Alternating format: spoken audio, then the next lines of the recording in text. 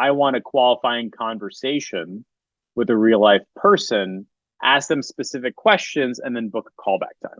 That's what they want.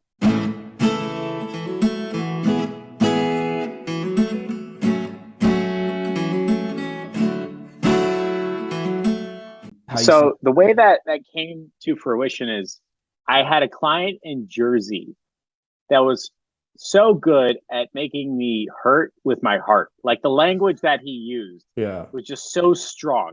And I was like, I literally cannot live with him talking to me. Like I would just hang up. It was like a disappointing father. I was like, I can't fucking deal with this shit. I'll just do it myself. Like I'll just fucking call these people. I can't deal with it. So I called these people back and I had full on conversations with them. 3 minutes, 5 minutes, 10 minutes, 15 minutes. Oh, where you're from? Oh, we're down the street. Oh, I'm right across the river. That's so funny. We're just like, I'm having friendly, colloquial conversations. Like, it sounds like you're in construction. Is that right? Is that where you lost your tooth? Oh, no, I've had been a problem for this time. Okay, cool. What kind of insurance you got? So I'm having a qualifying conversation on a recorded line. For however long it took, the guy sitting rush hour traffic, he's not where to go. It's me and him. All right. Recorded the call. And then at the end of it, I said, all right, cool. I've got all the information that I need here, which is just me on Google Notes, just or on the notepad, asking questions, and I forget. Then I have to go back and re-ask the question. But the end result is I had the information that I needed, which was when did you want to come in? Are you paying cash for financing? Like the 5 or 6 qualifying questions. So I had that conversation. At the end, I said, look, based upon what I'm seeing right here, I'm going to pass this to my general manager. They're going to give you a ring later today or tomorrow and get you booked in. And I can't make any guarantees or anything like that. We are booked solid, but if you saw an ad that's had this price point in it, there's a good chance it'll make sense, pending, of course, X-rays, and you're not lying to us. He's like, yeah, man, no problem. Like, I'll look out for a call, and I was like, great, thanks so much. See you later, bye. And then I sent that phone call to the guy who was playing my heartstrings. I said, I just had a 20-minute conversation. Here's the information. He wants you to call him tomorrow. He says, thanks. I was like, is this what you're looking for? He goes, yes. I go, okay, now I get it. Like the want was I want a qualifying conversation with a real life person, ask them specific questions, and then book a callback time. That's what they want.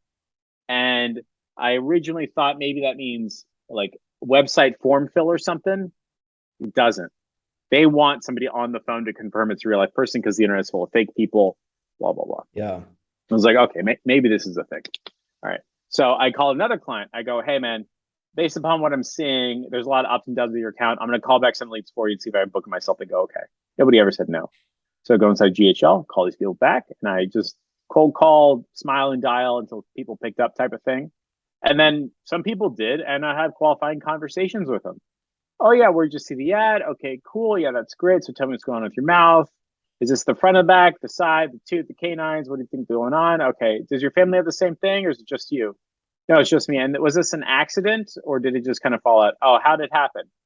Gotcha. So I'm assuming you haven't been to the dentist. So I'm having these like, I don't know what the hell to do. I'm not a fucking dentist, but I'm having the conversation. And then after the third, fourth, fifth time, I was like, all right, this needs to be the offer. This is what we're doing Yeah. for now. No other way around it.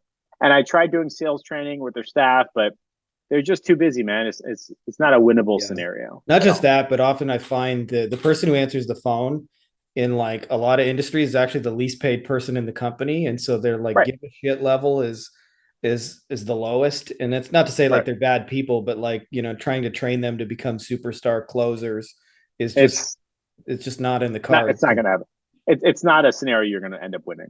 Yeah. So I have all those conversations, and I was like, all right, I need to hire, and I use the term operator, not admin, not assistant, not phone call. I said operator, and I think the term operator wasn't poisoned or isn't poisoned. It just sounds better than I'm looking for a cold caller or a virtual assistant or an Yeah, admin. It's right. like, no, man, you're the operator. Booked And so we appointments. hired. Yeah, it feels better. Like they're like, hey, you have 100 booked appointments and 4 are gonna pick up. You're like, oh, Jesus Christ. You're like, too bad, smile and dial. Like that type of thing didn't exist with the term operator. And we hired the first operator, and they're based out of Venezuela. I paid them like $500 a month part time.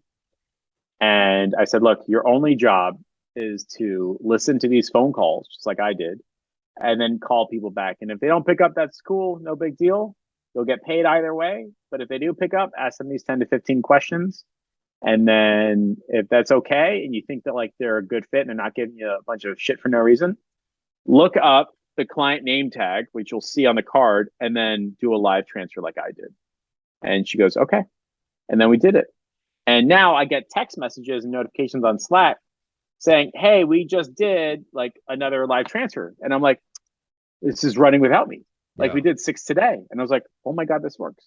And it's not 100%. It's like 70%, 80% because somebody will find a way to complain about something. But I was like, this is really cool because it feels like a business is running with employees and shit works. Yeah. And the only reason it happened was because I picked up the phone and I did it. Not I read a book about it, not like it's all about the cost per lead or your percentage of sales or your ROAS or your metrics. Like, no, man, I'm just gonna fucking do this shit myself and then figure out if that's what people want. And if it wasn't for that guy in Jersey like really like hurting me with his words, then I wouldn't have had this as like an add-on. What's even more interesting is when that happened, it wasn't the first time I heard of live transfer. It was the first time I had done it. The first time I heard of live transfer with Anthony Mann, who does super high-end real estate. And he does that whole live transfer thing because super high-end real estate brokers are not calling them back. They don't want to deal with it. The staff is actually highly paid. They're not going to be calling back these dead leads or something like that. So he has his own operators call them back, book a time. The account manager, so a highly paid operator, picks up the phone, does a live transfer. It's like, oh, I did what he did without doing it. And there was probably like 8 months between when he did that walkthrough and when it actually like popped up into my head and was implemented. I wasn't thinking of that as I was doing it, but looking back, like that was like behind the curtains, like the subconscious type of thing. But the live transfer process is another confirmation that this stuff works.